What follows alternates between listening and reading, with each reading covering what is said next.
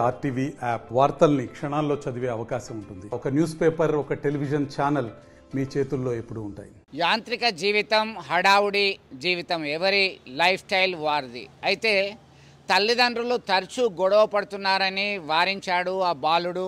తనకి హాస్టల్లో ఉండడం సైతం ఇష్టం లేదన్నారు.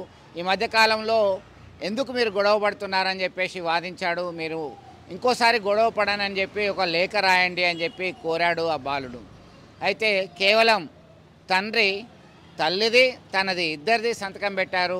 మరి అమ్మ ఎందుకు పెట్టట్లేదు, నువ్వే ఎందుకు పెడుతున్నావు అని చెప్పేసి మనస్తాపానికి గురై బలవన్మరణానికి పాల్పడేటువంటి ఘటన జగిత్యాల జిల్లా కొరుట్లకు చెందింది. వివరాల్లోకి ఒక్కసారి వెళ్తే, జగిత్యాల జిల్లా కొరుట్ల పట్టణానికి చెందినటువంటి రవీందర్ అపర్ణ దంపతులకి ఇద్దరు పిల్లలు ఉన్నారు. దానిలో 8th క్లాస్ చదువుతున్నటువంటి విరాట్ అనేటువంటి బాలుడు తల్లిదండ్రులతోనే ఉండాలి, వాళ్ళు సంతోషంగా ఉండాలని భావించేవాడు. తరచూ జరుగుతున్నటువంటి గొడవలకి పలుమార్లు వారించాడు. మీరు ఇలా ఉండడం నాకు నచ్చట్లేదన్నాడు.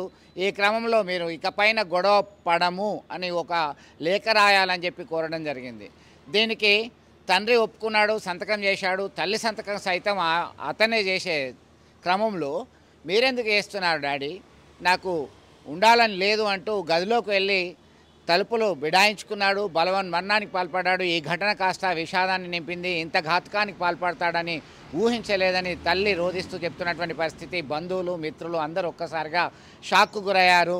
రంగంలోకి దిగినటువంటి పోలీసులు ఏం జరిగింది అనేటువంటి కోణంలో సమగ్ర విచారణ జరుపుతున్నటువంటి పరిస్థితి. చిన్న చిన్న కారణాలకి ఆ లేత మనసులు సైతం ఆవేదన వ్యక్తం చేస్తున్నాయి, ఆందోళన చెందుతున్నాయి. తీరని లోకాలకి వెళ్తున్నటువంటి ఘటనలు సైతం విషాదాన్ని నింపుతున్నాయి. కాబట్టి తల్లిదండ్రులారా, తస్మాత్ జాగ్రత్త. మీ పిల్లల ముందు మీ అభిప్రాయ భేదాలని పక్కన పెట్టి సంతోషంగా ఉండండి, వారిని సంతోషంగా ఉంచండి.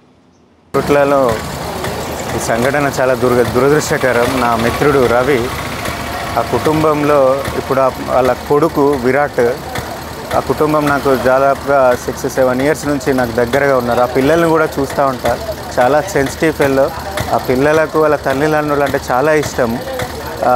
వాళ్ళ కుటుంబ సమస్యలు చిన్నగా గొడవలు పెట్టుకుంటూ పిల్లల ముందు గొడవ చేసుకునేసరికి ఆ పసి హృదయం పాపం మనస్సు చెలించిపోయింది. చాలాసార్లు గొడవ పడినట్టుగా తెలుస్తుంది. ఆయన ఆ పిల్లలు చాలా సెన్సిటివ్ ఫెల్లోస్.